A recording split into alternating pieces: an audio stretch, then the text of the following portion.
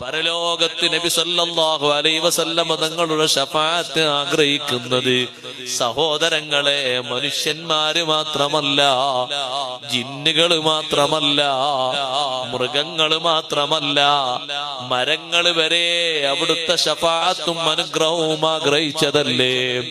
അഷ്റഫുൽ ഖൽഖ് സല്ലല്ലാഹു അലൈഹി വസല്ലം തങ്ങൾ മദീന പള്ളിയിൽ ചാരി നിന്ന് ഖുത്ബ നിർവഹിച്ചിരുന്നൊരു ഈത്തപ്പന മട്ടിലുണ്ടായിരുന്നില്ലേ?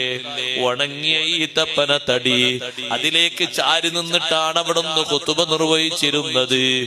3 സ്റ്റെപ്പും മുസ്തറാഹുമുള്ള പുതിയ മിമ്പർ കൊണ്ടുവന്നപ്പോ പഴയ മരത്തടി അതാ മദീന പള്ളിയുടെ ചെരുവിലേക്ക് നീക്കി വെച്ചപ്പോ